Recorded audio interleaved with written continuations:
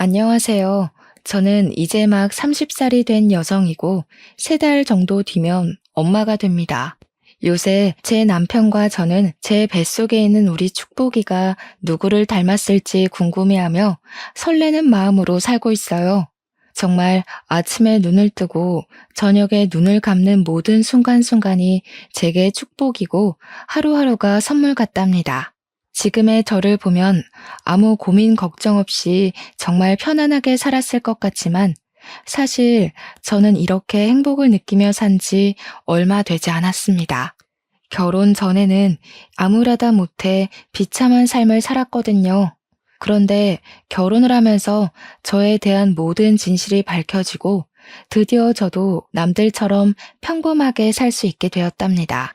어떤 분들은 로또가 된 것도 아니고 그저 남들처럼 평범하게 사는 게 뭐가 그리 행복하냐고 하실 수도 있겠지만 저는 이 평범을 찾기 위해 정말 많이 노력해야만 했습니다. 사실 저에게는 아빠, 엄마, 그리고 쌍둥이 여동생이 있었어요. 대부분 사람은 엄마의 사랑을 받으며 응석도 부리고 엄마와 사소한 일로 다투기도 하며 자랐겠지만 저는 엄마의 사랑을 하나도 받지 못하고 차별과 구박만 받으며 살았습니다.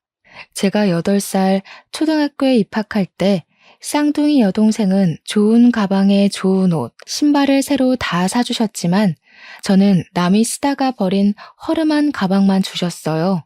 소풍을 갈 때도 여동생 가방에는 항상 과일이며 과자며 샌드위치며 먹을 것이 많았지만 제 몫으로 허락된 것은 오로지 과자 몇 조각뿐이었습니다. 집에서 밥을 먹을 때도 고기 반찬이 있으면 엄마는 오로지 여동생만 챙겨주었고 제 입으로 달걀 부침 하나 들어가는 것조차 아주 완벽히 아까워하셨답니다. 혹시라도 제가 학교 시험에서 여동생보다 성적이 더 잘 나오면 엄마는 동생을 이겨먹고 싶으냐며 저를 호되게 야단을 치셨어요. 엄마는 제가 항상 여동생의 들러리가 되기를 바랬고 여동생보다 더 잘하는 날에는 그날은 꾸지람이 돌아왔죠.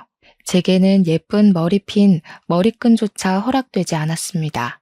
항상 예쁘고 새 것은 여동생이 했고 저는 여동생이 하고 남은 것 다 늘어진 머리끈, 녹이 쓴 머리핀만 했었어요.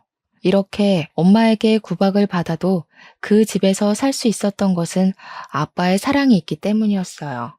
엄마와 다르게 아빠는 항상 저를 먼저 챙겨주셨습니다. 음식도 항상 저를 먼저 챙겨주셨고 머리핀이나 머리끈도 엄마 몰래 제 것만 사오셨어요. 제가 시험 성적이 잘 나온 날에는 아빠가 제게 몰래 용돈도 듬뿍 주시곤 했답니다. 이런 아빠가 매일 집에 계셨으면 좋겠지만 회사에서 지방 출장이 많으셔서 집에 많이 계시지는 못했어요. 아빠가 집에 계실 때는 엄마의 구박이 덜했지만 아빠가 출장 중일 때는 엄마의 구박이 엄청났습니다. 하지만 멀리서도 항상 제 걱정뿐인 아빠가 있었기에 엄마의 구박에도 밝게 잘 자랄 수 있었어요. 그러다 제가 20살이 되었고 학창 시절에 좋은 성적을 유지했던 저는 집 근처 4년제 대학교에 수석 입학을 해서 전액 장학금을 받고 들어갔습니다. 반면에 여동생은 같은 대학교에 입학하기는 했지만 장학금까지는 받지 못했어요. 아빠는 장학금까지 받고 다닌다며 좋아하셨지만 엄마는 제가 동생보다 더 잘했다는 이유로 아주 많이 못마땅해 하셨습니다. 그리고 제가 이제는 성인이 되어 동생의 학자금을 벌어야 하니 제게 아르바이트를 해서 돈을 벌라고 강요하셨죠. 20살 이후로는 제게 용돈이나 금전적인 지원은 하나도 없었어요. 그나마 아빠가 조금씩 용돈을 쥐어주시기는 했지만 아빠가 용돈을 주셨다는 사실을 알면 엄마는 바로 그 돈을 빼앗아 갔답니다. 아빠는 그런 엄마에게 너무 차별하는 것이 아니냐며 뭐라고 하셨지만 엄마는 그래도 내가 이만큼이나 키워놨는데 이 정도도 저한테 못 받냐고 하시며 오히려 아빠를 뭐라고 하셨습니다. 저는 이런 엄마가 이해가 가지 않았어요. 아무리 제 자식 중에 더 마음이 가고 눈길이 가는 아이가 있다고는 하지만 엄마는 저를 대놓고 차별했거든요. 그런 엄마를 보면 친엄마가 아닌 계모가 아닐까 하는 생각마저 들었답니다. 차별하는 엄마를 벗어나 기숙사에 살든 자취를 하고 싶었지만 아빠는 나가서 살면 고생이라고 하시며 제가 집에서 살기를 원하셨습니다. 대학교가 먼 것도 아니고 집에서 10분 거리에 있는데 굳이 나가서 살 필요가 있냐고 하셨어요.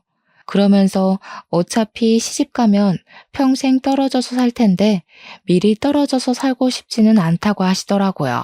그래서 어쩔 수 없이 집에서 살게 되었습니다. 그렇게 제가 20살이던 해의 겨울이었어요.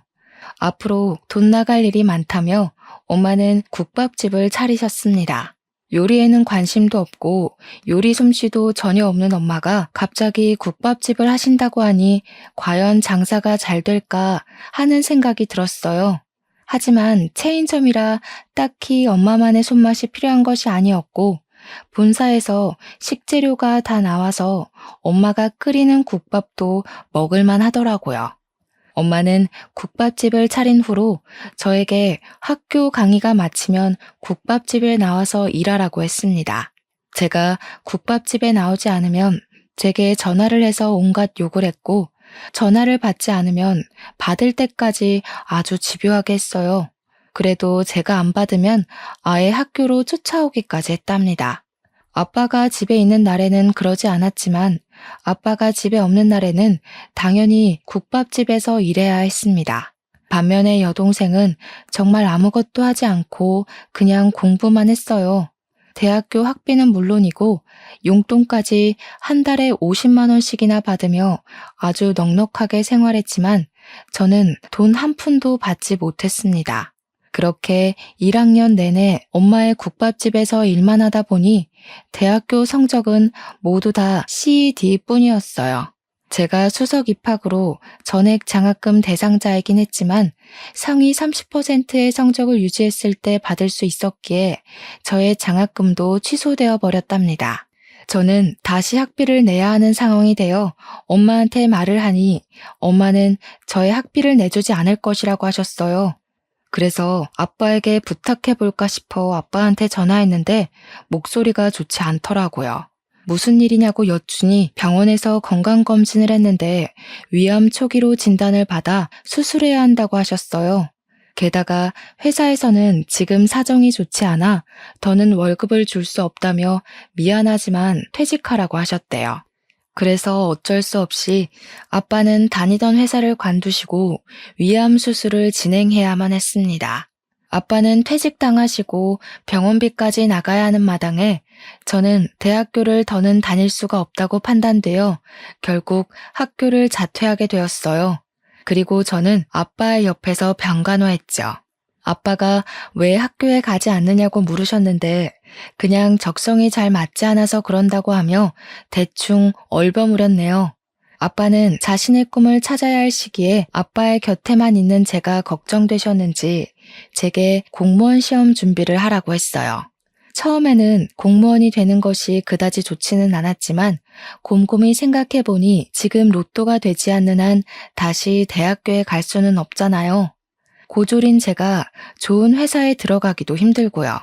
그럴 바엔 차라리 공무원 시험을 보는 것이 낫겠다는 생각이 들어 아빠의 병원에서 일단 공부를 시작했습니다.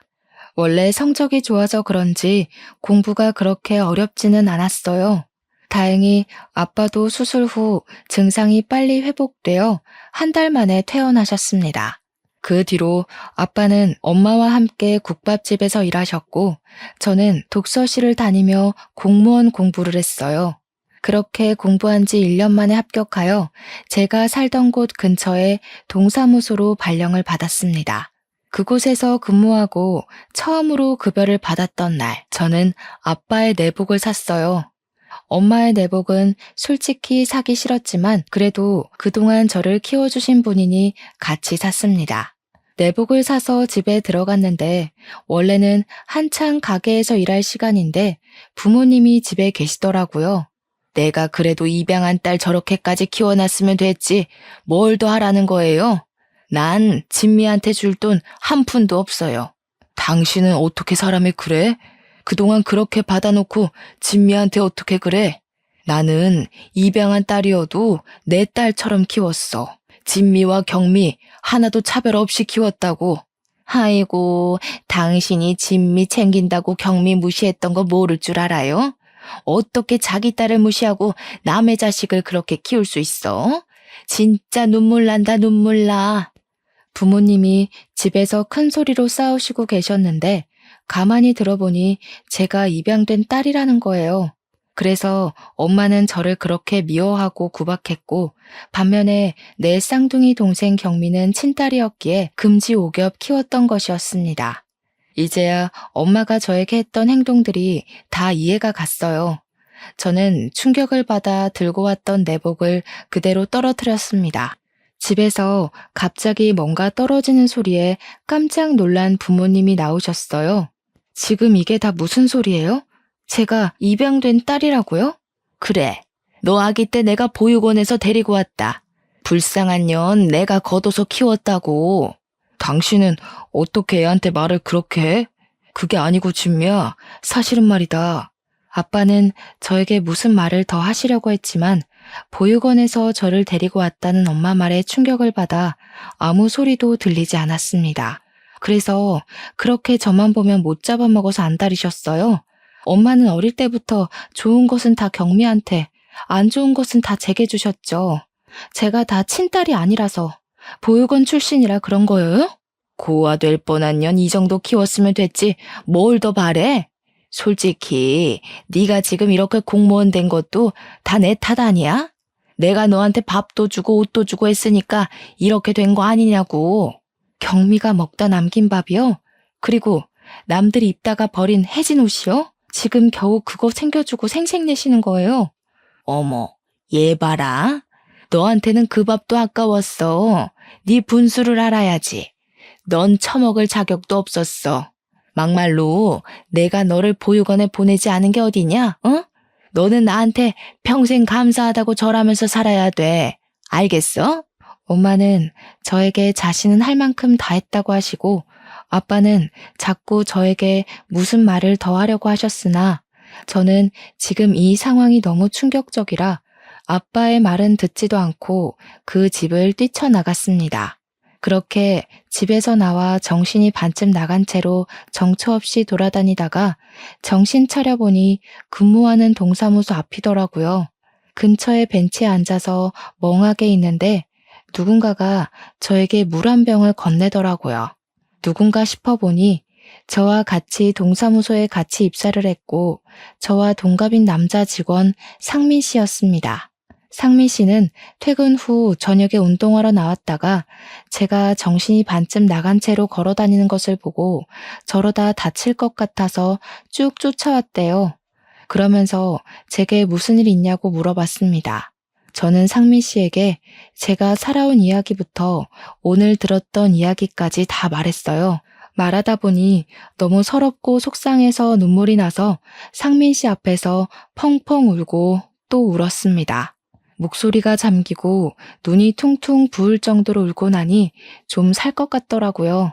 이렇게 제 마음의 상처를 털어놓고 이성을 차리고 보니 제가 괜히 상민 씨를 붙잡고 귀찮게 한 것 같았어요. 그래서 제가 너무 진상이었다고 미안하다고 하니 상민 씨가 아니라고 하며 이렇게 한 번씩 풀어내야 한다고 했습니다. 그리고 상민 씨도 자신이 나와 비슷한 처지라며 살아온 이야기를 해줬어요. 상민 씨도 아기 때부터 19살 때까지 보육원에서 살다가 퇴소를 했대요. 그 후 일단 고시원에 들어가서 9급 공무원 책을 사서 하루에 3시간만 자고 삼각김밥만 먹으며 죽자사자 공부했고 2년 만에 합격해서 지금 근무하는 이 동사무소로 발령을 받았답니다. 그런데 상민 씨는 본인 명의 아파트가 있었거든요. 그래서 동기들끼리 우리 중에 제일 부자라고 하며 다들 부러워했단 말이에요. 그럼 지금 사는 본인 명의 아파트는 무슨 아파트냐고 물으니 상민 씨는 씩 웃으며 사실 공무원 시험 보고 나서 큰맘 먹고 복권을 5만 원어치 샀다고 합니다. 그런데 그중 하나가 1등으로 당첨돼서 20억 당첨금으로 아파트를 마련했다고 했습니다. 그러면서 상민 씨는 이제 집도 있고 직업도 있고 돈도 있는데 가족만 없다며 이 가족 없는 게 참 외롭다고 했어요. 그러면서 우리 둘 다 참 어렵고 힘들게 컸지만 잘 자란 것 같다면서 이렇게 동기가 된 것도 인연인데 앞으로 친해져 보자고 했습니다. 그날 후로 저와 상민 씨는 급속도로 친해졌어요. 일하다가 힘들거나 선배한테 혼났을 때 서로에게 위로가 되어주기도 했답니다. 지금 생각해보면 그때 일하면서 정말 힘들었는데 상민 씨가 옆에 있어서 잘 버텼던 것 같아요. 우리는 퇴근 후에도 종종 연락하고 너무 스트레스를 받는 날이면 동네 편의점에서 간단히 맥주 한 캔을 하며 하루의 피로를 날렸습니다. 그렇게 자주 만나고 연락을 하다 보니 어느새 우리는 연인 사이가 되었어요. 우리는 사귀면서 평일에는 일하고 한 달에 한 번씩은 보육원에서 봉사활동도 했습니다. 봉사활동을 같이 다녀보니 상민 씨는 아이들과도 정말 잘 놀아주고 보면 볼수록 알면 알수록 멋진 사람이었어요. 상민 씨도 제가 싫지는 않았는지 그 뒤로 6년을 만났습니다. 우리는 사귈 때 한 번도 싸우지 않았고 남들이 흔히 말하는 권태기도 없었답니다. 하루는 평소처럼 데이트하다가 결혼에 관한 이야기가 나왔어요. 저도 상민 씨도 서로를 결혼 상대로 원했고 살아온 배경도 비슷하고 화목한 가정을 갖는 것을 누구보다 간절히 원했기에 27살의 어린 나이지만 평생 함께하기로 약속했습니다. 상민 씨는 부모님이나 가족이 없기에 상민 씨가 우리 집으로 와서 부모님께 정식으로 인사를 드리기로 했어요. 제가 집에 결혼하고 싶은 남자를 데리고 온다고 하자 아빠는 제가 결혼할 사람을 데리고 온다니 엄청나게 좋아하셨지만 엄마와 경미는 못마땅한 표정을 지으셨어요. 그리고 엄마는 저에게 결혼할 남자를 데리고 온다고 진수성찬이나 음식 같은 것은 바라지도 말라고 하셨습니다. 상민 씨가 처음으로 우리 집에 방문한 날이었어요. 상민 씨는 잘 보이려고 정장을 입고 과일 바구니를 들고 왔는데 엄마는 음식은커녕 다과조차도 준비하지 않으시고 상민 씨를 그저 위아래로 훑어보셨습니다. 엄마의 그런 모습을 보는데 정말 어찌나 얼굴이 화끈거리고 민망하던지요. 그래도 아빠가 아주 반갑게 맞이해 주셨네요. 그래, 너도 공무원이라고? 부모님은 뭐 하시고? 사실 저도 보육원에서 자라서 부모님은 계시지 않습니다. 그래? 아주 끼리끼리 잘 만났네. 그래도 둘 다 보육원에서 낳았는데 공무원까지 된 거 보면 성공했네. 그런데 고아라서 결혼하면 사위덕 보고 싶었는데 비싼 혼수 같은 거는 꿈도 못 꾸겠다. 그래도 공무원이면 적지 않은 돈은 벌지? 다달이 용돈이나 좀 줘. 당신은 어떻게 애들한테 말을 그렇게 해? 이 사람 말 듣지 말고 그저 둘이서 잘 살기만 하면 된다. 알겠지? 내가 그동안 얘를 열심히 키워서 이렇게 성공시켜놨는데 나도 그 정도는 받아먹고 살아야지. 내가 꽁으로 쟤 키웠어? 그만 좀 해. 미안하다 얘들아. 참, 그럼 결혼하면 집은 어떻게 할 거니? 어쩌긴 뭘 어째. 당연히 우리 집에 들어와서 살든가 해야지. 보육원 출신인데 뭐 집이라도 있겠어? 사실 상민 씨 아파트가 있어요. 거기에 들어가서 살 거예요. 아파트가 있어? 몇 평인데? 어디에? 아니, 보육원에서 자랐으면 친척도 없을 텐데 요새 같은 시대에 어떻게 집이 생겼대? 그냥 어쩌다가요. 집은 28평이고 우리 집 근처예요. 엄마는 저와 상민 씨가 돈으로만 보이는지 용돈을 다달이 무조건 달라고 하시고 상민 씨가 아파트가 있다고 하니 아주 좋아하는 것이 눈에 보였습니다. 저는 그런 엄마의 모습을 보니 상민 씨한테 정말 미안하고 민망했어요.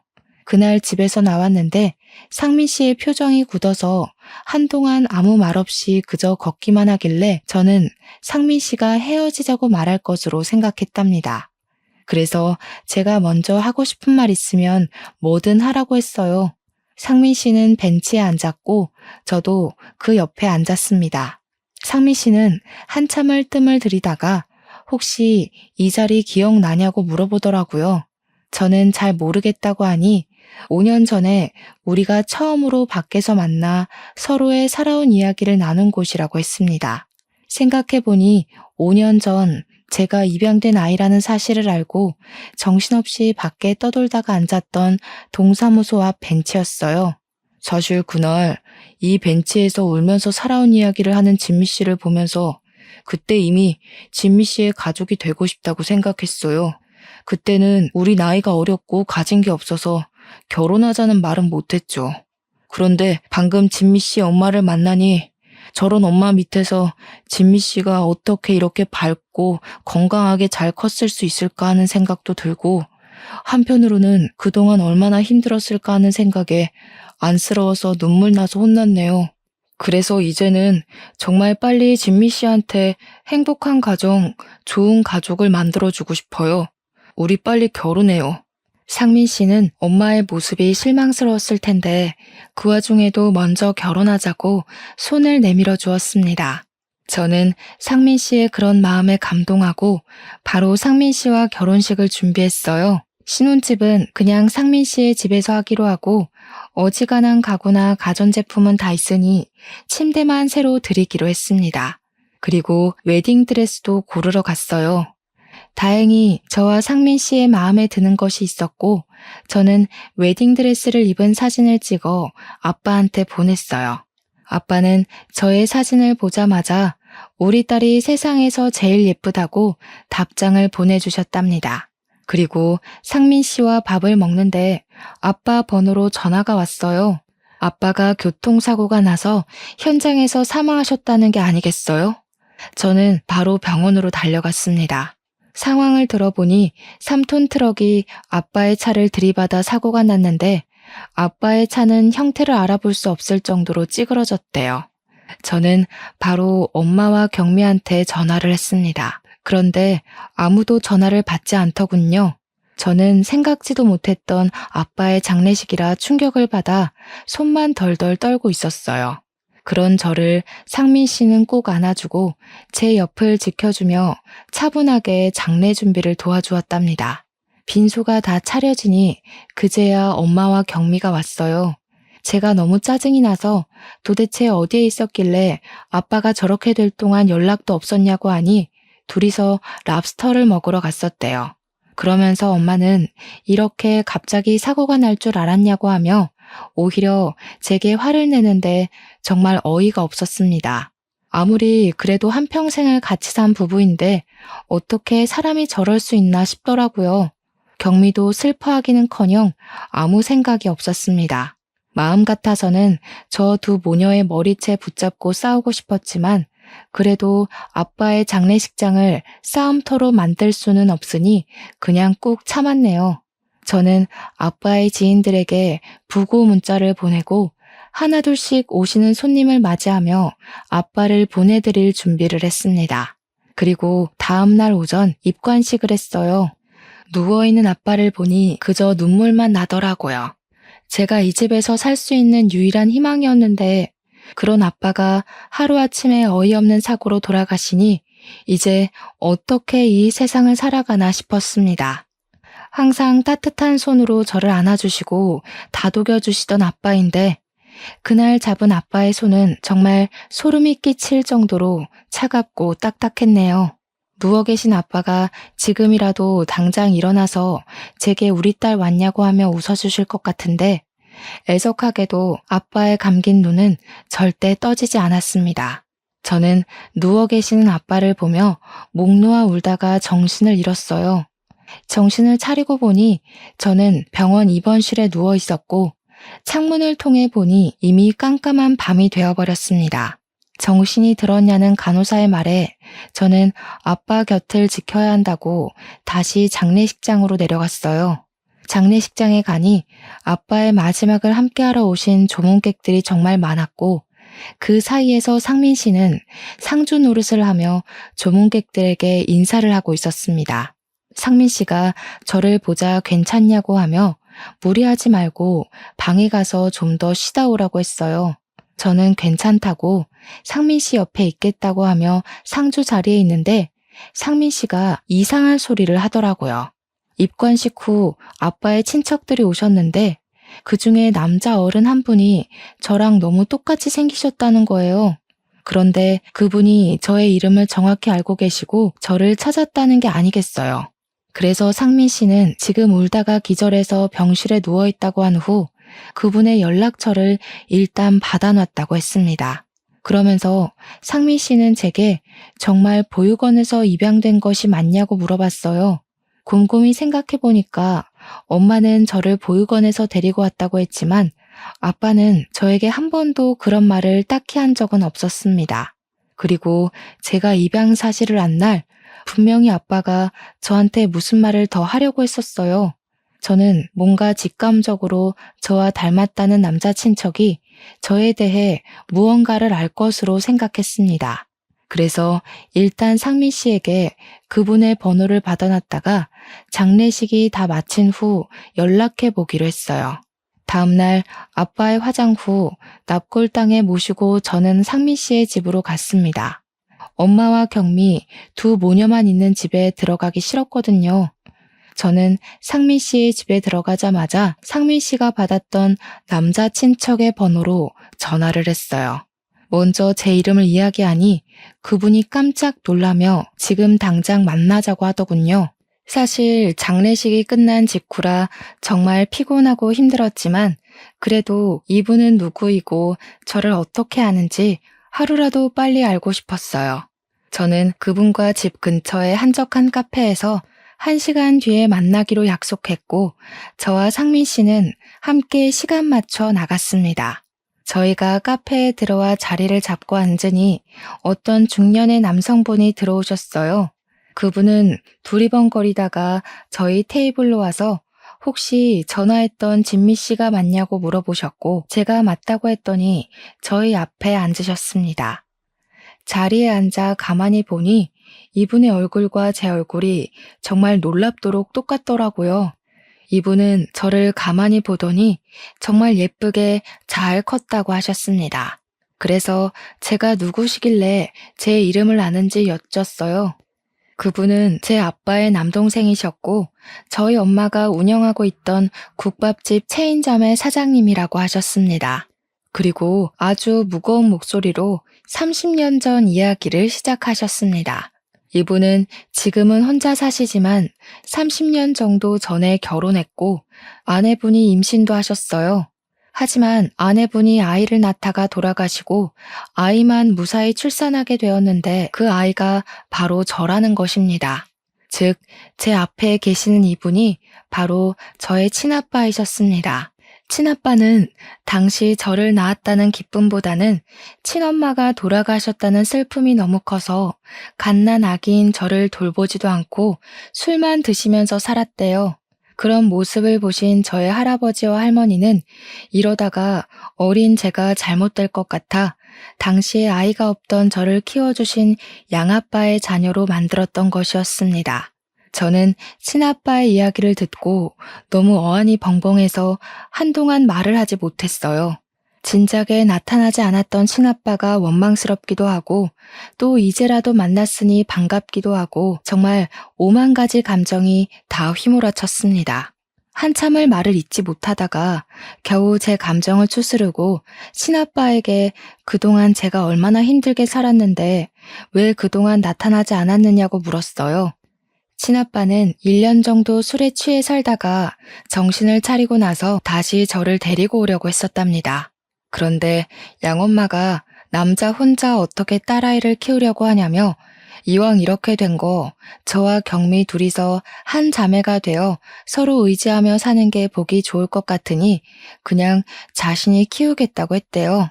그러면서 저에 대한 양육비만 달라고 하길래 친아빠는 다달이 돈과 제가 사용할 학용품과 옷, 생활용품을 보냈다고 했습니다. 그 뒤로 친아빠는 좋은 아빠는 되지 못해도 어디서 꿀리지 않는 아빠가 되기 위해 국밥집을 하나 차렸고 속된 말로 뼈와 영혼을 갈아 넣어 크게 성장시키고 확장시켜 체인점까지 냈다고 합니다. 그리고 제가 20살이 되던 해 양엄마가 저의 대학교 학비를 내야 한다며 돈을 더 많이 달라고 요구해서 차라리 이럴 바엔 일자리를 줘야겠다는 생각에 국밥집까지 열어주었대요. 저는 친아빠의 말에 너무 황당했습니다. 저는 학교 다닐 때 새 가방, 새 옷은 구경도 못했고 항상 헝가방과 남이 입다 버린 옷만 입고 지냈거든요. 게다가 제가 용돈을 달라 그러면 양엄마는 제게 줄 돈 따위 없다며 구박만 했습니다. 저 학교 다닐 때 새 가방, 새 옷 한 번도 입지 못했어요. 대학교 학비요? 저 대학교 장학금 받고 입학했어요. 그런데 엄마가 하도 저한테 국밥집에서 일하라고 시키는 바람에 결국엔 성적을 유지하지 못해서 장학금도 취소되고 그 뒤로 제 학비는 제가 직접 마련하라는데 무슨 수로 마련하겠어요. 게다가 저를 키워주신 양아빠는 그때 회사에 잘려서 그냥 대학교 포기하고 공무원 시험 봤어요. 저는 한 번도 아빠의 돈과 선물을 받은 적 없었어요. 그랬다고? 형수는 매번 받아서 다 너한테 줬다고 했었는데 그래서 형수가 형한테는 따로 말하지 않아도 된다고 했었구나. 사실 형수가 매번 돈을 받으면서 형한테는 따로 이야기하지 말라고 신신당부를 했었어. 형이 동생한테 돈 받는 것에 대해 자존심 상해한다고 말이야. 자존심이 상했던 게 아니라 형수가 모든 것을 다 가로채려고 그랬던 거였어. 가만두지 못하겠다. 형수한테 다 따져야겠어. 친아빠는 분노에 차서 바로 양엄마에게 따지러 집으로 갔습니다. 그런데 집에 웬 남자들이 있었고 양엄마는 그 남자들에게 돈 봉투를 주고 있더라고요. 그 사람들과 양엄마는 친아빠 그리고 저와 남편을 보더니 깜짝 놀라했어요. 후다닥 그 남자들은 나가고 친아빠는 양엄마에게 왜 진미 몫으로 준 돈과 학용품들을 제대로 전달해주지 않았냐고 따졌습니다. 솔직히 나 우리 경미랑 같이 키우느라 얼마나 힘들었는지 알아요? 나는 정말 진미 얘 열심히 키웠어요. 그런 제가 그 돈은 수고비로 받을 수도 있는 거 아니에요? 그리고 내가 자선사업가도 아니고 말이야. 그깟 돈 몇 푼이나 한다고 그거 좀 가져갔다고 인제 와서 이 난리야? 도대체 나를 뭐로 하는 거야 이것들이? 내가 언제 우리 진미 키워달라고 했어요? 형수가 남자 혼자 여자아이 어떻게 키우냐며 굳이 같이 살겠다면서요. 다른 건 다 둘째치고 그럼 내가 진미 양육할 때 쓰라고 준 그 많은 돈과 학용품, 옷 다 어쨌어요? 어쨌냐고요? 보내줬던 옷들은 진미가 덩치가 작아서 다 크잖아요. 그래서 경미 먼저 입히고 나서 진미가 덩치 커지면 그대로 다시 입혔어요. 그리고 돈은 밥 먹이고 용돈 쓰고 했지 뭐. 용돈? 진미가 용돈 한 번도 받아본 적이 없다는데 무슨 소리예요? 진미한테 밥이나 제대로 먹였어요? 밥을 얼마나 안 먹였으면 애가 이렇게 작아. 다 당신 통장으로 들어간 거지? 진미를 위해서는 쓰지도 않았던 거야. 그치? 애가 안 처먹는 걸 나보고 어쩌라고. 제가 먹지 않겠다는데 내가 어떻게 먹여? 난 그래도 최선을 다해서 진미 키웠어. 나 진짜 억울해서 살 수가 없네. 이래서 옛말에 애 봐준 공은 없다는 거였어. 이런 불효막심한 년 같으니라고. 양엄마와 친아빠는 언성을 높여가며 크게 싸우셨습니다. 저는 두 분의 싸움을 일단 말리다가 우연히 거실 바닥을 봤는데 무슨 종이가 떨어져 있더라고요. 자세히 보니 심부름 업체의 명함이었고 왠지 아까 후다닥 나간 그 남자들이 놓고 간 것 같았습니다. 저는 양엄마가 싸우느라 정신없는 틈을 타서 몰래 명함을 챙겼어요. 친아빠는 양엄마와 한바탕 크게 싸우시다가 양엄마의 뻔뻔함에 고개를 저으며 저를 데리고 그냥 나가버리셨습니다. 그러고서는 제게 이제는 눈치 보며 살지 말고 이 집과 연 끊고 둘이서 행복하게 살라고 하셨어요. 저 역시 양아빠도 돌아가신 마당에 더는 이 집에 대한 미련이 없어서 알겠다고 했네요. 그리고 친아빠에게 거실 바닥에서 주었던 명함을 드리며 아까 있던 남자들이 떨어뜨린 것 같은데 한번 알아봐야 할 것 같다고 했습니다. 친아빠는 알겠다고 하시며 집으로 가셨어요. 그리고 며칠 뒤 동사무소에서 일하고 있는데 친아빠에게 퇴근 후 상민 씨와 함께 보자고 전화가 왔습니다. 퇴근 후 저와 상민 씨는 친아빠를 만났는데 정말 충격적인 이야기를 들었어요. 친아빠는 그날 헤어진 후 제가 바닥에서 주운 명함에 적힌 주소로 찾아가셨답니다. 그리고 거기 있던 직원에게 양엄마와 어떤 거래를 했는지 물어보셨는데 처음에는 알려주지 않다가 양엄마가 건넨 돈보다 더 많은 돈을 주니 그제야 어떤 거래를 했는지 알려주었대요. 알고 보니 양엄마가 양아빠의 사망보험금을 노리고 자동차 사고를 고의로 냈던 것이었더라고요. 저희는 분노에 가득 차서 바로 양엄마를 보험 사기로 신고했어요. 그렇게 양엄마에 대한 수사가 시작되었고 친아빠가 확인한 것이 모두 사실이라고 밝혀졌어요. 다른 부분은 아직까지 수사 중에 있습니다. 그리고 친아빠는 양엄마의 국밥집을 다른 사람에게 넘겼고 경미는 그 뒤로 연락이 끊어졌어요. 그리고 저는 저의 친아빠를 모시고 상민 씨와 결혼을 했습니다. 드디어 저만의 가정이 생긴 것입니다. 결혼식 때 이제 저도 진짜 가족이 생겨서 기쁘기도 하고 친딸도 아닌 저를 사랑해 주시고 길러주신 양아빠가 보고 싶기도 해서 눈물이 어찌나 나던지요. 곱게 한 신부 화장이 다 번질 정도로 대성통곡을 했답니다. 눈물의 결혼식 후 우리는 따로 신혼여행은 가지 않고 친아빠가 계시는 곳 근처로 이사했습니다. 양엄마의 기억이 있는 장소는 두 번 다시 거들떠보기도 싫었거든요. 그 후 우리는 평일에는 동사무소로 출근하고 주말에는 친아빠의 국밥집 장사를 도와드리면서 행복한 신혼을 보내고 있었습니다. 저희가 국밥집에 자주 나가게 되면서 국밥집 직원분들과도 자연스럽게 친해졌어요. 그중 유별나게 저와 남편에게 친절하시고 뭐 하나라도 챙겨주시는 주방 이모님이 계십니다. 이 이모님은 지금 혼자 사시는데 저와 남편이 가면 정말 너무 좋아하셨어요. 친아빠 말로는 이모님이 젊은 시절에 아이가 있었다고 합니다. 그런데 아이가 갓난아기일 때 남편이 일하다가 사고로 돌아가셨고 주변에 도움을 받을 만한 친인척도 없었대요. 이모님은 혼자 아이를 키우기는 경제적으로 너무 힘든 상황이었고 많은 고민 끝에 어쩔 수 없이 아이를 보육원에 보냈어요. 하지만 아이를 버릴 생각은 전혀 없었대요. 그저 경제적인 기반이 잡힐 때까지만 보육원에 보내려고 했답니다. 그래서 아이를 보내놓고도 몰래 보육원에 가서 자신의 아이를 지켜보곤 하셨대요.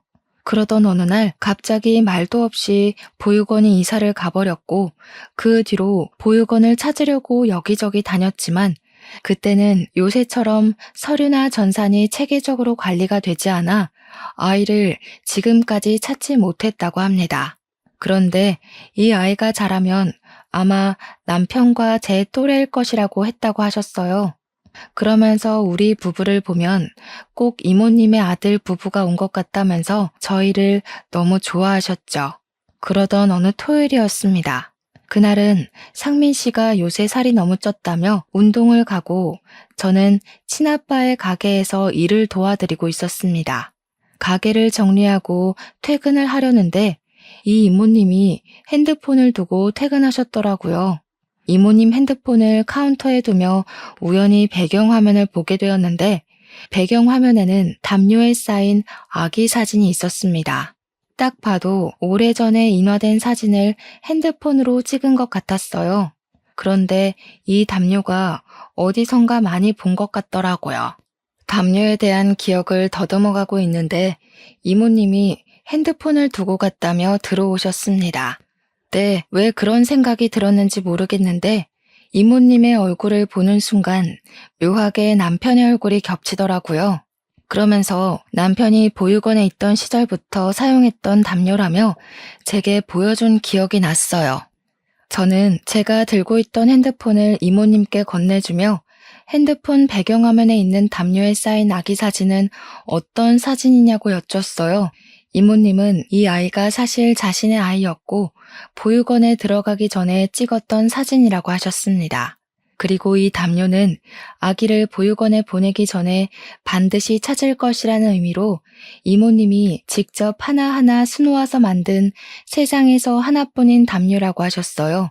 저는 이모님이 제 남편의 엄마라는 확신이 들어 바로 이모님을 데리고 우리 신혼집으로 갔습니다. 그리고 그곳에서 남편이 고이 접어둔 담요를 펼쳐 보여드렸죠. 이모님은 이 담요가 어떻게 여기에 있냐고 하시며 놀라셨어요. 그래서 사실 이것은 제 남편 상민 씨의 담요라고 말씀드렸습니다. 이모님은 담요를 껴안고 오열을 하셨고 저는 상민 씨에게 전화해서 지금 바로 할 말이 있으니 빨리 집으로 오라고 했어요. 상민 씨는 바로 집으로 왔는데 집에 자신의 담요가 꺼내져 있고 국밥집 이모님은 그 담요를 껴안고 울고 계시니 이게 무슨 상황이냐고 하더라고요. 저는 국밥집 가게에서 제가 보고 들은 이야기를 다 말해 주었습니다. 국밥집 이모님, 아니 저의 시어머니는 남편을 붙잡고 이제야 찾아와서 미안하다며 대성통곡을 하셨습니다. 남편 역시 처음에는 어안이 벙벙해져서 있다가 시어머니의 핸드폰 사진을 보고 나서 자신의 어머니임을 깨닫고 눈물을 흘렸습니다. 눈물에 모자상봉을 하는 모습을 보니 저도 눈물이 나더라고요. 우리 셋은 그날 서로를 껴안고 기쁨의 눈물을 펑펑 흘렸어요. 조금 진정이 되고 나서 친아빠에게 이 모든 사실을 말씀드리니 친아빠는 세상에 이런 우연이 어디 있느냐고 하시며 모든 가족을 찾았으니 가게에서 파티를 열자고 하시더라고요. 우리는 불이 꺼진 가게로 다시 가서 그동안 살아온 이야기를 했어요. 저의 아빠, 저, 남편의 엄마, 남편, 우리 넷은 너무 반가워서 웃기도 하고 맥없이 흘러간 시간이 안타까워 울기도 하며 밤을 지새웠습니다. 그날은 밤을 새워도 하나도 피곤하지가 않더라고요. 그 뒤로 우리는 시어머니를 모시고 살게 되었습니다. 여기 사연들을 보면 80%는 시어머니와의 갈등 때문에 고민을 많이 하시지만 저의 시어머니는 정말 친엄마처럼 너무 잘 대해주세요. 그래서 저는 이분을 어머니가 아닌 엄마라고 부릅니다. 남편은 친아들인 자기보다 제가 더 엄마와 친하다며 우리 사이를 질투한답니다. 그리고 지금은 어린 시절에는 한 번도 받아보지 못한 엄마의 사랑을 듬뿍 받으며 마음 편히 살아서인지 드디어 기다리고 기다리던 아기가 생겼어요. 사연을 시작하기 전에 말씀드린 것처럼 지금 임신 7개월 차이고 딸이랍니다.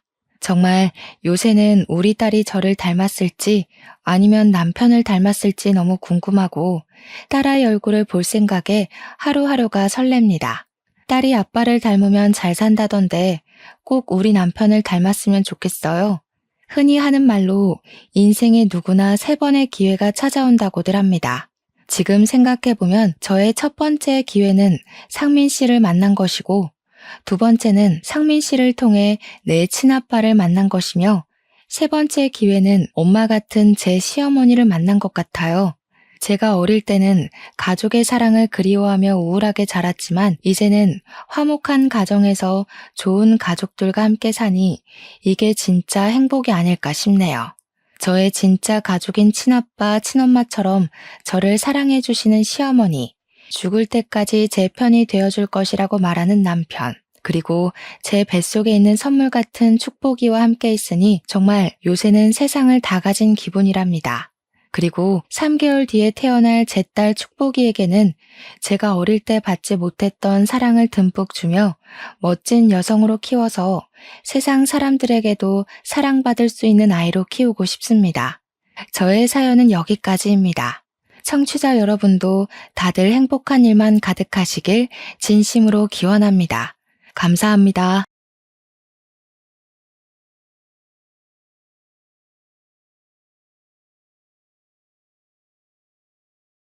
안녕하세요. 저는 이번에 결혼 5년 차가 된 아이 엄마입니다. 속풀이하기에 딱 좋은 날씨인 것 같아서 컴퓨터를 켜놓고 제 이야기를 좀 해보려고 왔습니다. 며느리의 고충 얘기는 맞지만 그와 동시에 딸로서의 고충도 함께 말씀드릴까 해요.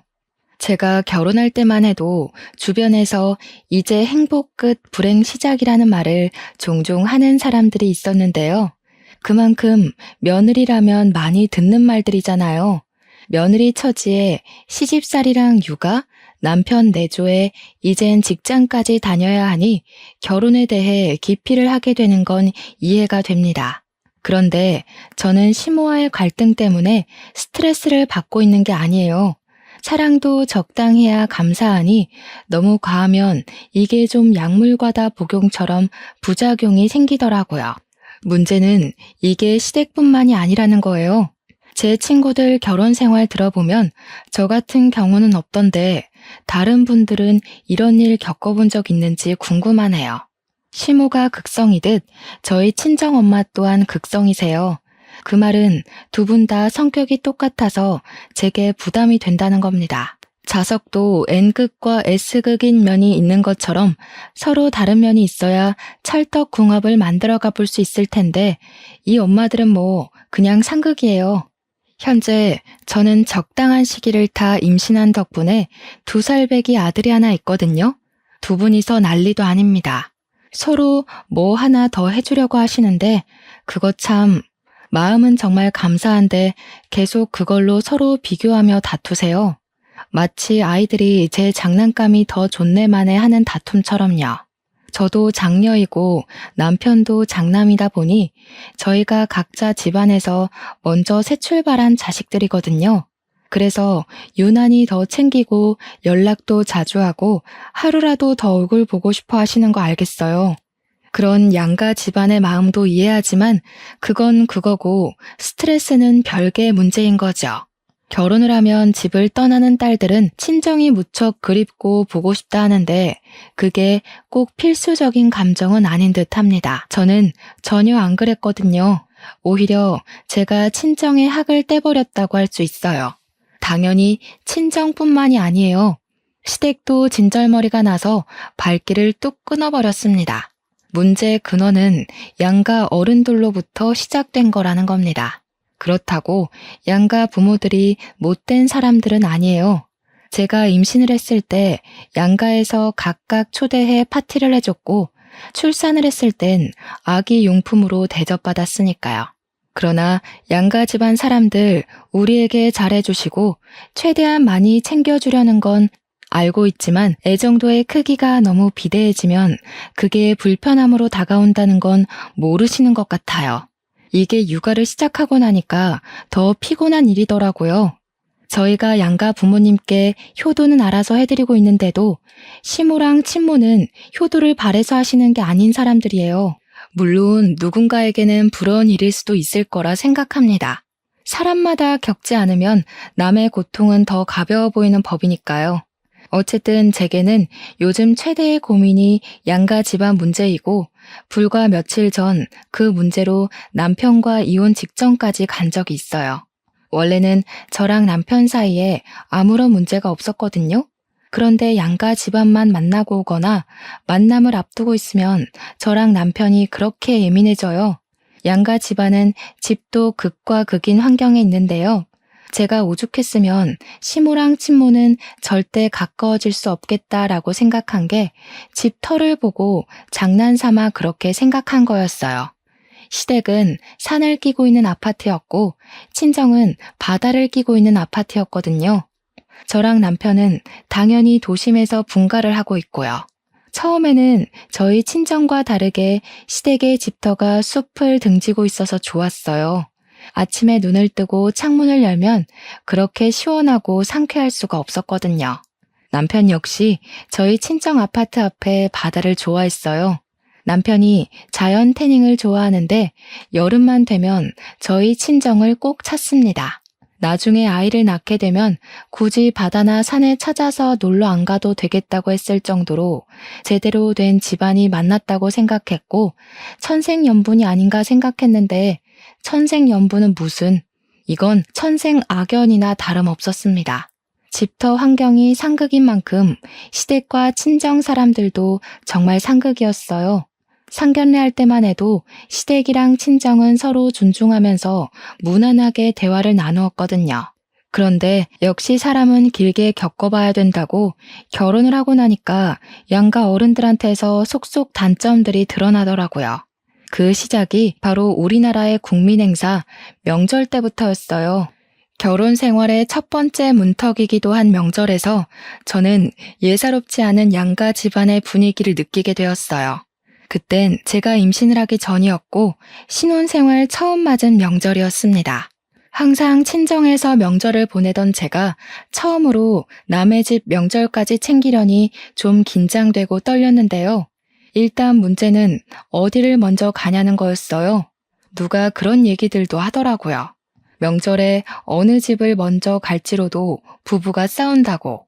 하지만 저희는 신혼이라서 그런지 모르겠는데 남편이 저를 배려해줘서 친정에 먼저 가자고 해줬습니다. 남편이 시댁에 전화를 해 허락도 받아서 문제가 없도록 해줬어요. 그래서 친정을 먼저 갔거든요.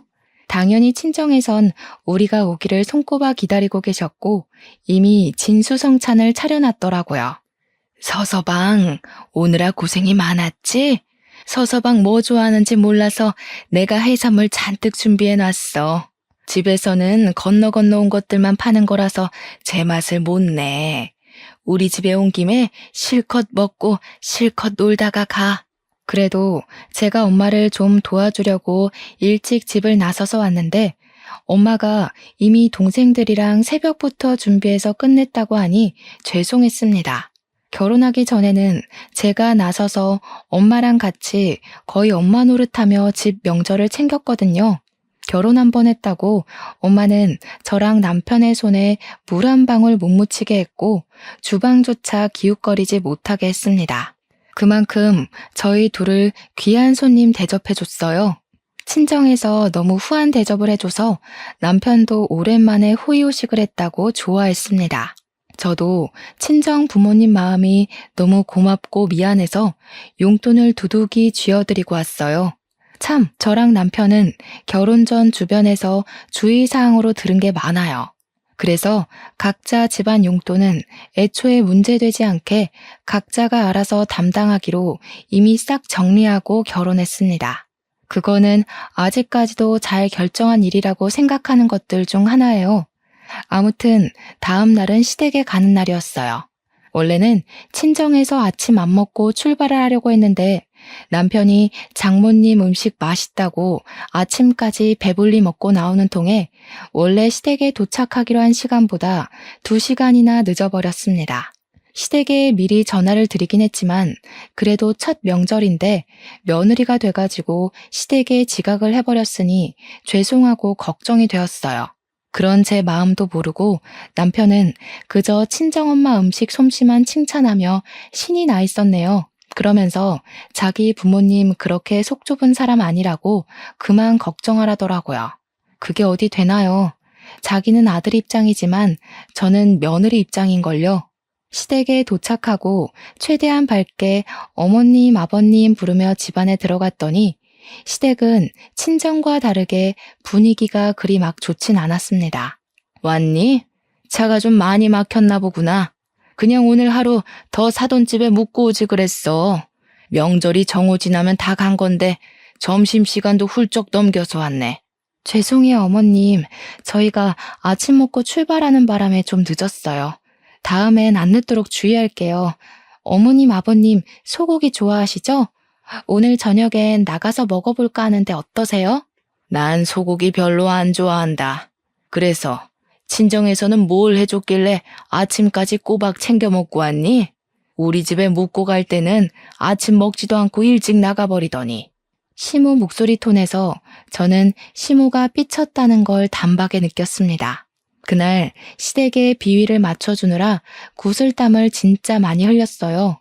그런데 이 천치 같은 남편은 시부모의 감정을 눈치 못 채고 그저 신이 나서는 장모님 음식 솜씨 예술이라고 난리를 치는 거 아니겠습니까?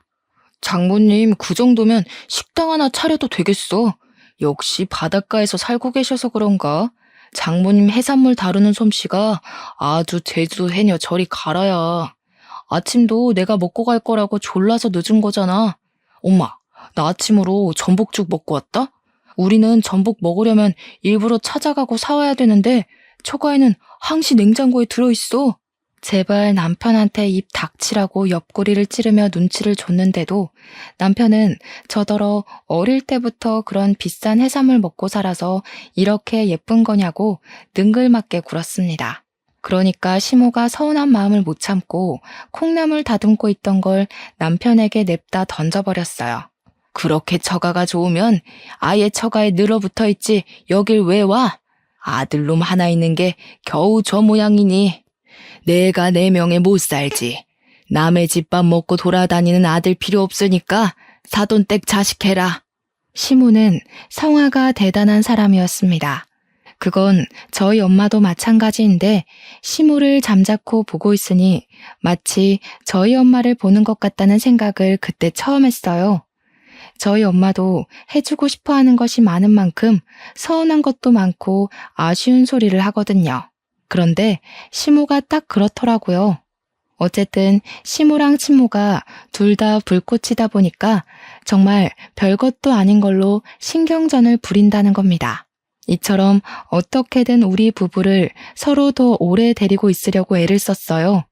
사실은 친정에서 자고 올 생각도 없었는데 남편이 당일 저녁 자리에서 일어날 생각을 안 하는 바람에 자고 온 거거든요. 그렇다고 어디 친정에서만 하룻밤을 보낼 수 있겠습니까? 시모 서운해하시는데 당연히 시댁에서도 하룻밤 보내야죠. 해조류도 한철에만 먹어야 맛있는 거지. 사실은 그런 것들이 제일 질리는 거야. 사람이 든든하게 살려면 고기를 챙겨 먹어야지.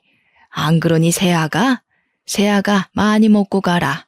통해산물만 먹어서 그런가 사람이 영 말라서는 보기 안 예쁘네. 여자가 적당히 살 집이 있어야 서방한테 오래오래 사랑도 받는 거야. 소화도 잘 못 시키는 저는 그날 시댁에서 아침이랑 점심으로 소고기까지 잔뜩 먹고 나서야 시모의 마음을 풀어줄 수 있었습니다. 다행히 헤어질 때는 시모가 저희들을 웃으면서 배웅해 주셨어요. 이런 두 분의 시기 질투는 명절이 아니더라도 기념일을 챙겨드리기 위해 방문을 한다 하면 어떻게든 하룻밤 재우려고 미리부터 김칫국을 잘 마셨습니다. 이부자리를 깔아놨다든지 내일 아침에 몇 시 떠날 건지 벌써 우리가 자고 갈 걸 당연하게 생각하고 계시기 일쑤였죠. 그러다 개인 사정 때문에 두 분 바람대로 못해드리면 똑같이 토라집니다. 그러면서 서로 집안에 대해선 또 왜 그렇게 묻는 건지 친정을 가면요 뭐라고 하시냐면 네 시가에서는 뭐 해주디? 거긴 산동네라서 맛있는 것도 없겠다 야. 너희들 임신 준비하려면 몸보신 단단히 해야 되는데 왜 자꾸 산동네로 못 불러서 안달이라니. 서서방도 우리 집 음식이 입에 맞는지 잘 먹더구만. 그러지 말고 너 출산 준비 친정에서 할래? 엄마는 그냥 하면 될 말도 꼭 시댁 욕 은근하게 해주고는 저를 친정으로 유입시키려고 허구한 날 저를 찔러봤어요. 그런데 이게 시가도 똑같더라고요. 노로바이러스가 왜 계절을 안 타는데? 그런 짠내 나는 데 있으면 오히려 피부 다 상하고 몸에 안 좋아. 나중에 애 낳더라도 혹여나 우리 손주 짠물 마시게 하지 마라. 그게 눈으로만 봐야 예쁜 바다지 살기에는 환경이 구려. 아주 습하고 냄새도 많이 나고. 솔직히 한쪽에서만 다른 한쪽 집안을 욕보는 거면 저도 감정이 그쪽으로 치우쳤을지 모르겠어요. 그런데 엄마랑 얘기하면 제가 선택한 남자의 집안을 흉보는 것 같아 밉고 시모랑 얘기하면 저희 친정을 우습게 깔보는 것 같아서 미웠습니다. 그래도 팔은 안으로 굽지 않냐고요? 물론 굳이 둘 중 하나로 마음을 정해야 한다면 당연히 낳아주신 부모님 품을 택하겠죠. 하지만 어느 순간부터 엄마랑 대화하는 게 불편해지면서 어느 누구의 편도 들고 싶지가 않더라고요. 주로 아빠들보단 엄마들이 난리였습니다. 이대로라면 친정엄마와 시모가 결혼식 이후로 만나지 않고 있는 게 정말 불행 중 다행인 거였어요. 원래 사돈끼리는 왕래 잘 안 하잖아요. 게다가 왕래할 만큼 가까운 곳도 아니고요. 말을 옮길 생각은 없지만 말이 옮겨질 리가 없기도 해서 그나마 안심인 점이었습니다. 그러나 그런 저의 안심은 그리 길게 가지 못했어요. 제가 임신을 해버렸기 때문이지요.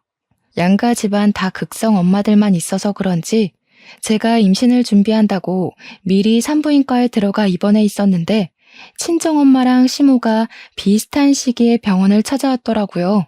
제가 매사에 걱정했던 문제는 이쯤에서 드러나기 시작했어요. 사부인, 뭘 그리 바리바리 싸들고 오셨대요? 겨우 일주일 입원하는 거예요. 그 정도 짐이면 아주 살림을 차리실 작정이신가 보네. 제 딸이 큰일 치르게 됐는데 어디 건성건성 빈손으로 올 수 있나요? 출산하고 회복은 안 할 겁니까? 적어도 2조는 있어야 되는데 이 정도는 약과죠. 사부인이야말로 그렇게 우리 딸을 딸로 생각하겠다더니 정작 손이 가볍네요. 둘이 만나자마자 인사 한마디 하더니 주고받는 안부가 저 정도입니다. 뭐 안부도 아니네요. 그냥 꼽주려고 작정한 것 같지 않습니까? 어쨌든 시모랑 친정엄마는 저를 찾아올 때마다 이런 식의 신경전을 벌였어요. 남편도 같이 있었는데 남편 또한 두 분이서 대놓고 기싸움하는 게 보이니까 많이 당황하더라고요. 저랑 남편은 그 상황에서 분위기 좋게 풀려고 고생 좀 했습니다. 제가 출산을 하고 나와서도 이 불편한 분위기는 스멀스멀 다시 기어 올라왔어요. 저랑 남편이 아직 아이 이름을 못 지어서 태명으로만 부르고 있었거든요. 그런데 둘이서 이젠 애 이름 가지고 난리인 거 아니겠습니까? 아가, 내가 철학원에서 이름 하나 받아왔다. 명산이라는 이름이 뜻이 참 깊더구나. 너희들만 괜찮다면 애 이름을 명산이로 지어도 될 것 같은데. 사부인, 명산이가 뭐예요, 명산이가? 요즘 예쁘기는 한글 이름이 훨씬 예쁘죠. 엄마가 이름하는 집에서 몇 개 얻어왔거든? 여기서 한번 골라보겠니? 엄마는 다빈이라는 이름이 마음에 드네. 진짜 곤란해 죽는 줄 알았습니다. 제 눈앞에 두 분의 의견 대립이 너무 잘 보이는 상황에서 어느 한쪽을 선택했다간 이 대립에 더 기름을 붓는 격이 돼버릴 거 아닙니까? 그 다음 일을 상상하니 선뜻 입이 안 떨어지더라고요. 제가 두 분 다 잘 토라지는 사람들이라 했잖아요. 두 분이 알아온 이름이 눈에 안 들어올 정도로 뒷감당이 걱정돼서 머리가 지끈거렸어요.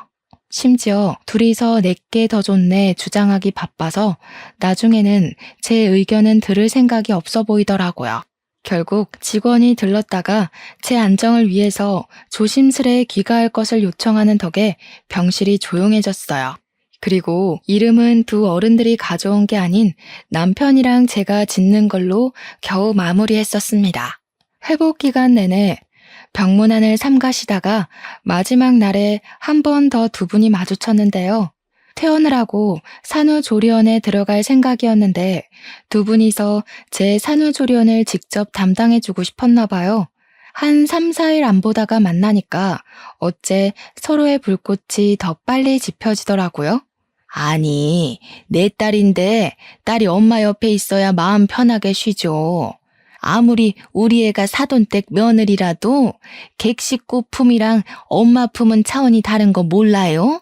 괜히 남의 집 갔다가 우리 애 제대로 몸조리도 못해서 골병 들면 어쩌려고요? 골병? 사부인, 정말 말 서운하게 하시네. 내가 어디 사돈 딸내미 잡아먹습니까? 좋은 거 해먹이고 좋은 데 재워요. 우리 집터가 쉬기 좋지. 그 관광객 많은 부산스러운 곳에서 뭘 얼마나 잘 쉰다는 겁니까? 친정품이라고 다 편하고 좋은 것도 아니거든요. 이건 제가 산후조리원을 가게 되었다는 걸 미리 말씀 못 드려서 일어난 참사입니다. 친정은 친정에서 저를 케어하려고 난리가 났고 시댁은 시댁에서 저를 잡아두려고 난리였어요. 결국 보다 못한 제가 산후조리원 얘기를 꺼내서 종결된 일이었죠. 한 번은 친정이랑 시댁이 점점 등을 돌리는 것 같아서 마음이 안 좋아서 남편이랑 의논을 한 적이 있어요. 제 남편이 원래 좀 솔직한 성격이에요. 연애 시절 제게 연애 표현을 솔직하게 해주는 것이 장점 중 하나였던지라 제가 남편한테 흠뻑 빠지는데 일조를 하기도 했거든요. 그런데 결혼을 하고 점차 그게 단점으로 보이기 시작하더라고요. 난 솔직히 처가가 좀 오버한다고 생각해. 원래 딸은 결혼하면 시댁 쪽 사람이야. 근데 굳이 차 타고 먼 길 와서 이래라 저래라 하시는 건 좀 간섭 아닌가? 사실 애 이름도 우리 엄마가 지어온 게 딱 좋긴 하더라. 뭔가 큰 사람 될 것 같은 느낌이었어. 5번은 우리 집에서만 한다 생각해? 그렇게 따지면 나는 어머님 행동이 더 이해 안 가. 자기 자식만 잡아두면 될 것을 왜 꼭 나까지 시댁에 두려고 하는데? 내가 친정을 더 챙길 수밖에 없는 것도 당연한데 그건 왜 서운해하시지? 그건 그렇게 얘기하면 안 되지. 엄마는 너 생각해서 직접 챙겨주고 싶으니까 자꾸 데려오라고 하는 거잖아. 엄마가 너를 얼마나 딸처럼 생각하는데. 그래서 내가 딸이야? 어머님이 당신이랑 나랑 동등하게 사랑하셔? 딸이라고 입에 담으려면 적어도 당신이랑 나 둘 중에 누구도 선택할 수 없을 만큼 마음에 두고 있어야 하는 건데 어머님한테 당장 물어볼까? 마음의 크기가 정말로 똑같냐고. 말이 그렇다는 거지. 피가 안 섞였는데 우리 엄마가 자식이랑 며느리를 같게 생각하겠어? 딸이길 바라는 게 아니라 딸처럼 좋아하는 거라고. 왜 그렇게 말귀를 못 알아먹냐? 그래. 그렇게 팔이 안으로 굽는 순간 우리는 갈라서는 거야. 내가 누구 잘잘못을 따지자 그런 것도 아닌데 알아서 처가욕, 내 욕을 자꾸 하시네? 그것도 내 앞에서? 나만 그랬냐? 너도 네 친정 편들려고 나한테 정색하는 거잖아. 똑같이 팔 안으로 굽는 거면서 피해의식이 왜 이렇게 쩔어 있어? 내가 지금 피해의식이란 소리까지 들어야 되는 거야? 애초에 당신이 먼저 시댁 쪽 편 들면서 우리 친정이 오버하는 것 같다고 까니까 내가 이러지. 당신이랑 이렇게 안 맞을 줄 알았으면 결혼 안 하는 건데. 우리는 친정이랑 시댁 얘기만 주고받으면 이렇게 서로에게 상처 주는 말을 서슴없이 하곤 했습니다. 돌아서서 곰곰이 생각해보면 그 누구도 편들어줄 만큼 잘한 게 없는데도 저희는 꼭 각자 부모님 편을 들면서 똑같이 유치한 싸움을 해야만 했어요. 제가 남편의 솔직함을 좋아했던 건 저도 직설적이고 돌려 말하는 걸 싫어하기 때문이었는데요. 그래서 앞에선 좋은 말하고 속으론 딴 생각하는 사람들을 제일 싫어해요. 저랑 남편이 그 점이 똑같아서 신혼 때까지도 잘 맞춰 살았거든요. 그런데 갈수록 시댁이랑 친정이 점점 멀어지니까 그 신경전이 저랑 남편한테까지 옮겨 붙은 느낌이 들더라고요. 그 때문에 서로 핥히다 보니 우리도 하루하루 줄타기 하는 것처럼 살게 되었습니다. 그렇다고 이제 애를 낳은 시점에서 남편이랑 틀어지면 결혼 생활이 정말 답도 없잖아요. 남편에게 제가 용기 내서 타협점을 찾았는데 그게 바로 양가 집안을 찾지 않는 거였어요. 양가집에서 부르더라도 개인 사정을 만들어내 당분간은 가지 않는 게 좋겠다고 제안을 했고 남편도 아기 때문에 그 부분에 쉽게 동의를 해주더라고요. 그럼에도 불구하고 사람에겐 어쩔 수 없는 사정이라는 것이 있잖아요. 저희한테는 그게 바로 아이 돌잔치였습니다. 제대로 한바탕 터졌던 날이기도 하죠. 돌잔치라는 것은 친지, 가족 및 남편 회사 사람, 친구 등등 많이들 초대해서 축하받는 날이지 않습니까? 100일 기념 정도는 우리끼리 머리를 써서 굳이 양가 사람들 초대 안 하고 집에서 단출하게 치렀거든요. 어른들한테는 사진만 보내드려서 나름 충돌 위기를 피할 수 있었는데요. 돌잔치는 어떻게 방법이 없더라고요. 머릿속으로 떠올리기만 해도 돌잔치에서 문제되는 게 한두 개가 아니었지만 별다른 방법이 없었어요. 돌잔치만큼은 걱정보단 축하를 받아야 하는 것에 의의를 두어야 된다고 생각했습니다. 사랑하는 우리 아이의 일평생에 당연히 돌잔치 정도는 있어야죠. 그게 엄마 욕심 아니겠습니까? 저희는 부모로서 당연히 우리 아이 일에 욕심을 냈을 뿐인데 어쩜 이렇게 주변에서 도와주지를 않는 걸까요? 그날은 시댁이고 친정이고 다 꼴도 보기 싫은 최악의 날이 되어버렸습니다. 하필 우리 아들 첫 생일 잔치예요. 고맙게도 두 분이서 우리 아들에게 잊지 못할 잔치를 만들어주신 이벤트이기도 하죠. 일단 돌잔치에 일찍 도착한 저는 친정엄마랑 비슷한 시간에 당도하였습니다. 친정엄마가 저희 아들 옷을 해준다고 해서 저는 한복을 맞추지도 않았고 급하게 엄마가 바리바리 챙겨온 옷을 입히려고 아이를 눕혔어요. 한복을 입자마자 까르르 거리는 아이가 너무 예뻐서 엄마에게 덩달아 웃으며 아이를 보듬어 안았어요. 저는 그저 아이 단장하는 데만 바빠서 엄마 품에 있는 아들을 어떻게든 손질한다고 정신없었습니다.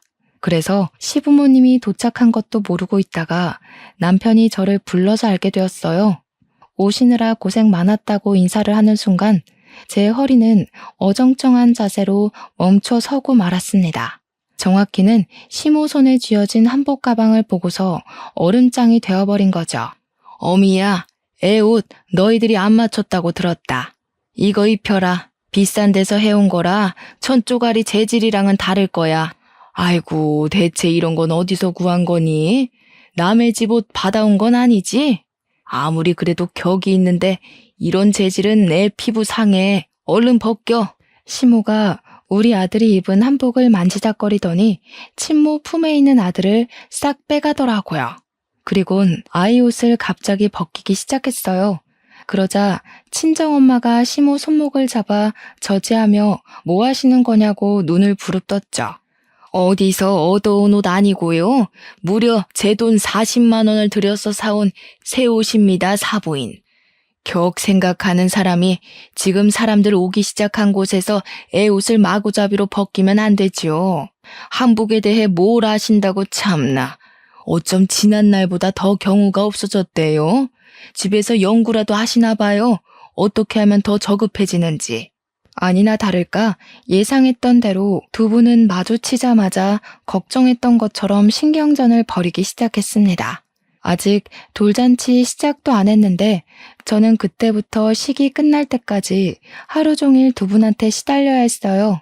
결국 옷 문제는 제가 둘 다 입히겠다고 타협을 본 뒤에야 타오를 뻔했던 불꽃을 가라앉힐 수 있었습니다.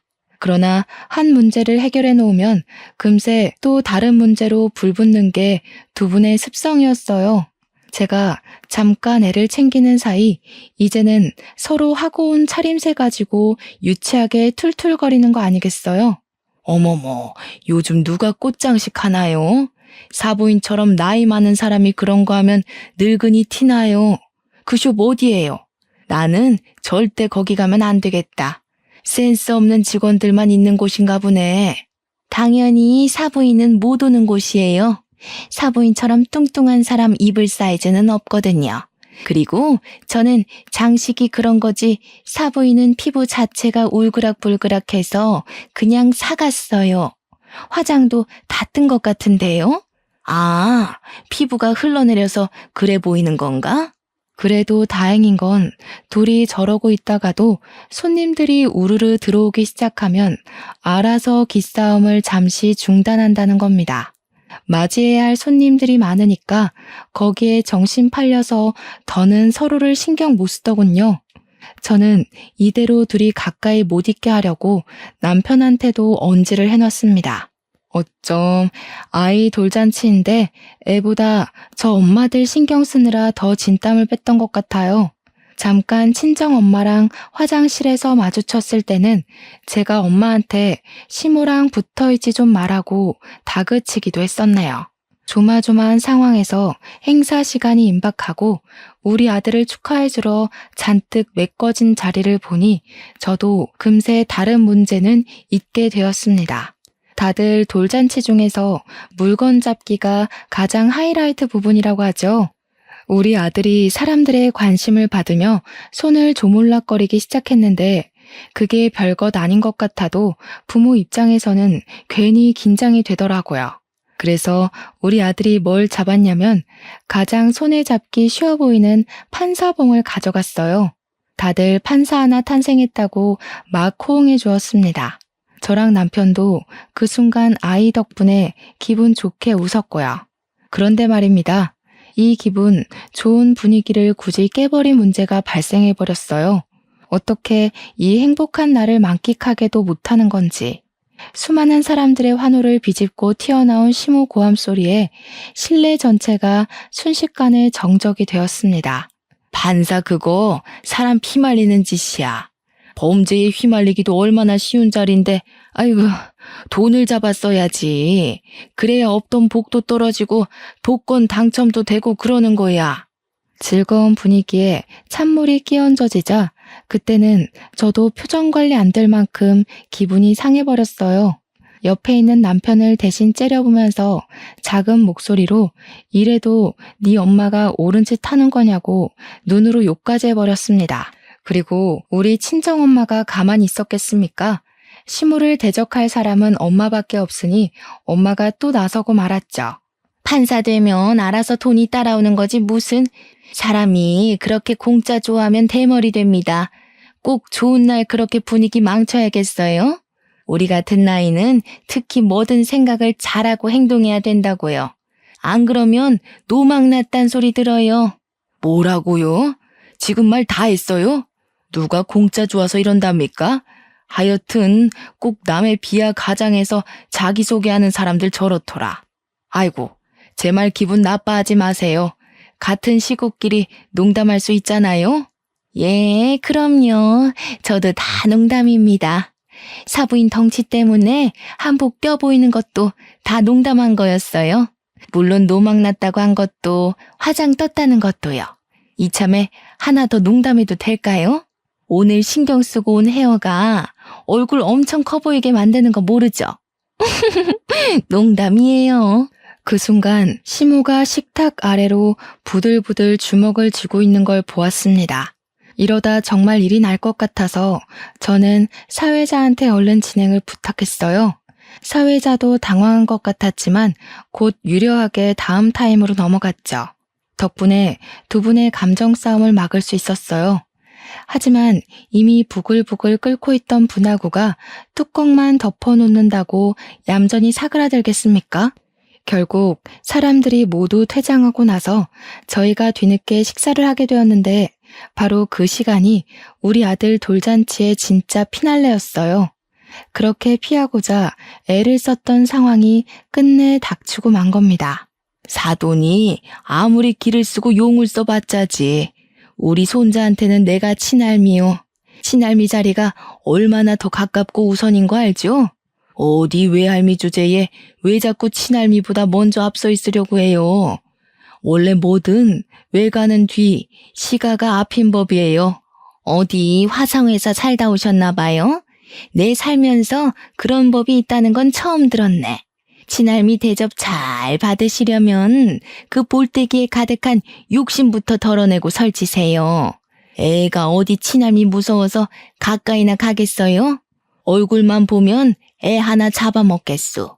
이 아줌마가 보자 하니까 아까부터 왜 자꾸 사람 얼굴 가지고 난리야? 그러는 아줌마는 얼마나 곱상하게 생겼다고 남의 얼굴을 지적해? 아줌마도 얼굴만 보면 광대밖에 안 보여요. 아주 손주가 외할미 얼굴 해골 같다고 겁먹을 판이네요. 아줌마? 아무리 격식이 없어도 그렇지. 그렇게 생긴 대로 막 살 겁니까? 내가 틀린 말 한 것도 아닌데 뭘 그리 성질을 내요. 밴댕이 소갈딱지처럼. 그러니까 우리 손주가 친할미한테만 가면 그리 울지. 시모는 결국 참지 못하고 야 소리치면서 먹던 숟가락을 들어 친정엄마의 정수리를 딱 때렸습니다. 얼마나 세게 내리쳤으면 좀 과장해서 두개골 깨지는 소리가 나더라고요. 그건 저도 놀란 일이라서 시모한테 언성을 크게 높여버렸어요. 어머님, 서로 감정 상하셨다 해도 이건 아니에요. 당장 사과해주세요. 어머님도 잘한 거 없으신데 왜 손찌검이세요? 똑같이 욕하고 똑같이 유치하게 구셨잖아요. 아무리 상식이 없으셔도 그렇지 사돈 되는 사람 머리를 때리는 건 좀 아니죠. 뭐야? 그래, 부모 자식이라서 네 엄마 감싸겠다 그거니? 내가 그동안 너를 얼마나 챙겼는데 귀가 달렸으면 똑똑히 들었을 거 아니냐. 누가 봐도 네 엄마가 맞을 짓을 했잖아. 세아가, 너도 그리 사리분별 제대로 박힌 애는 아니구나. 내가 며느리를 잘못 들였네. 우리 아들만 아깝게 됐어. 이 사람이 어디다 대고 내 딸한테 지적질이야? 내 딸이 다 맞는 말 했구먼. 나도 우리 딸이 좋다 한 거 아니었으면 저런 개걸스러운 사위 공짜로 던져줘도 안 가졌어. 시모가 또 한 번 야 소리치자 신모가 왜 하고 되받아 쳤는데요. 그 순간 맞은 머리가 따끔거렸는지 친정엄마가 벌떡 일어나 똑같이 숟가락을 들더라고요. 그러다가 양념 묻은 그 숟가락으로 시모의 볼따구니를 향해 풀스윙을 날렸습니다. 시모의 볼이 흔들리면서 숟가락에 묻은 양념이 시모 얼굴과 옷에 튀었어요. 아프게 맞은 건 우리 엄마지만 더럽게 맞은 건 시모가 된 셈인 겁니다. 장모님, 정신 나갔어요? 뭐 하시는 거예요? 저희 엄마 옷 다 버렸잖아요. 장모님은 머리 맞았으면서 저희 엄마한텐 왜 얼굴에 손대세요? 머리보다 얼굴이 더 기분 나쁜 거 알고 그러시는 거죠? 당신 지금 우리 엄마한테 정신 나갔다고 그랬어? 당신이야말로 정신 나간 거 아니야? 얼굴이 더 기분 나쁘다고? 머리는 생명에 지장도 갈 수 있는 거야. 나도 나이값 못하는 너네 엄마 생명에 지장 가게 해줘? 어디가 더 위험한지 맞아볼래? 그때 제 품에 안겨있던 아이가 큰 소리에 놀라 울음을 터뜨렸습니다. 순식간에 돌잔치 마무리가 난장판이 되었는데 저랑 남편이 서로 저런 부모님 못 모신다고 욕을 하면서 이혼 얘기까지 나오다가 친권 얘기까지 가고 말았는데 그 와중에 시모랑 엄마가 친권은 또 양보를 못하겠는지 다시 싸우기도 했습니다. 그야말로 뒤죽박죽 엉망진창이었습니다. 시모랑 엄마가 이젠 손주 쟁탈전까지 하시면서 내 손자다 우리가 키울 거다 하는데 아이 신경도 안 쓰고 이리 잡고 저리 잡아댔어요. 그 와중에 철없게도 저랑 남편까지 합세를 하게 되었죠. 저랑 엄마는 아이 안 뺏기려고 사력을 다했고 남편이랑 시모는 아이를 뺏으려고 팔을 뻗으며 난동을 부렸습니다. 서로 성격도 그렇고 입장도 너무 강력하다 보니까 누구 하나 물러서질 못해서 접시 위에 보이는 음식물까지 손을 대기 시작했는데 그 순간이었어요. 보다 못한 아빠들이 직접 나서서 그만 못해? 하고 고함을 내질렀습니다. 매사에 잠자코 상황에 따르기만 할 뿐 굳이 나서지 않던 두 분이 언성을 내지르자 멀찍이 있던 직원들까지 놀라서 저희를 내다보더군요. 이런 식으로 하면 애들 다시는 우리 집에 오지 말라고 할 거다. 평생 아들도 안 보고 손주도 안 보고 싶으면 그렇게 막 나가봐. 그러는 순간 나도 당신 안 보고 살 테니까. 당신도 마찬가지야. 나이 먹고 쪽팔리게 이 뭐 하는 짓이야?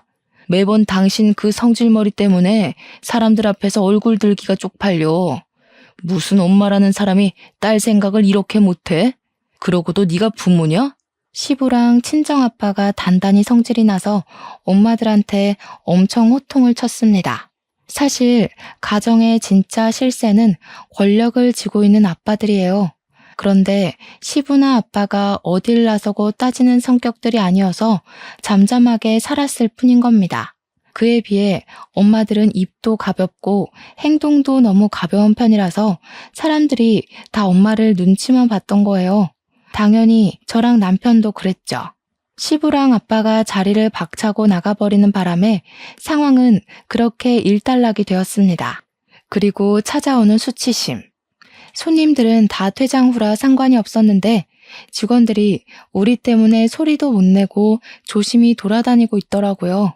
게다가 저까지 정신 놓고 어른에게 욕하면서 버르장머리 없이 굴었으니 이 얼마나 창피한 일입니까?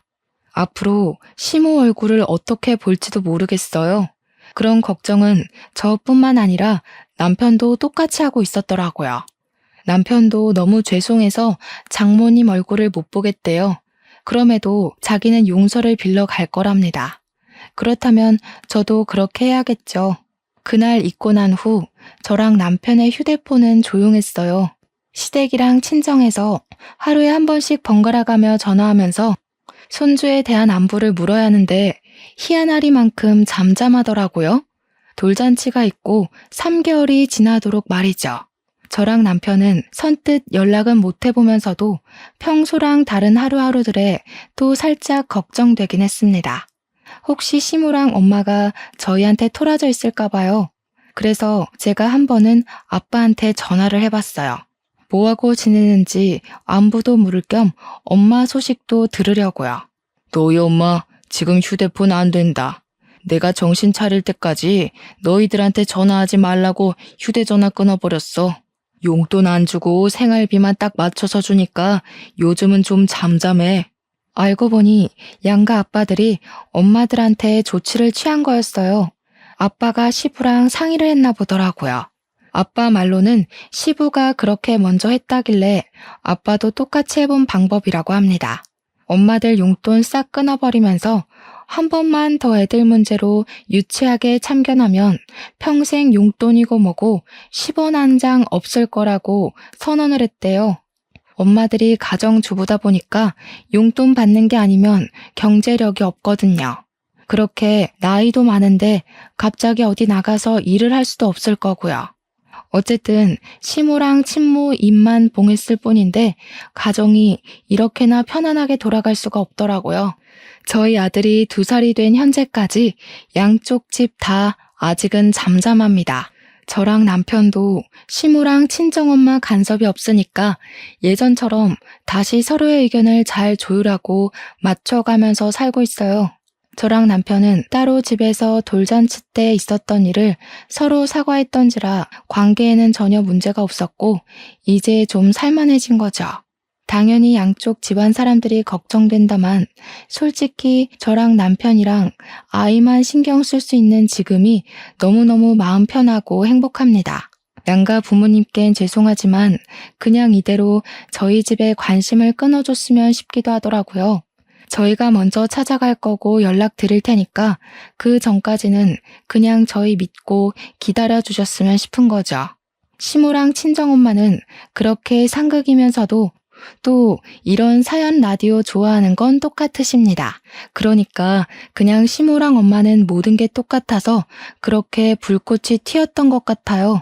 원래 나랑 정말 똑같은 성격을 만나면 좋기보단 싫어하는 사람들이 많다고 하더라고요. 상대방의 단점이 내가 갖고 있는 성격이라는 말도 있었어요. 왠지 시모랑 엄마를 보면 그게 무슨 말인지 이해가 된달까요? 이번 일을 통해서 저는 친정이라고 다 좋은 거 아니고 시댁이라고 다 미운 건 아니더라는 걸 깨달았어요. 그건 사람 차이더라고요. 친정이 나쁘고 오히려 시댁이 착한 경우도 덜어 있던데요. 아무튼 저희 사정은 현재 그렇습니다. 양갓집에 발길을 끊게 된 이유가 이거예요. 양쪽 집안은 여전히 살벌할지 모르겠으나 저랑 남편은 하루하루 커가는 아들을 보면서 행복한 시간을 보내고 있어요. 앞으로 시모랑 엄마가 좀 더 조숙해져서 우리 아들이 말을 하고 생각을 할 수 있을 때쯤 되면 부디 사이좋게 지내고 계시길 바랄 뿐입니다. 좀 많이 유치했지만 유치하기 때문에 더 화가 났던 어른들의 철없던 다툼은 이렇게 끝이 났어요. 모두들 가족일수록 서로 더 배려하고 기다려주고 그대로 있어줄 수 있는 사람이 되셨으면 해요. 저 또한 누구에게도 바라지 않고 욕심도 부리지 않고 등 떠밀지 않고 노력하면서 잘 살겠습니다. 심심한 제 사연 들어주셔서 너무 감사해요. 모두 행복하세요.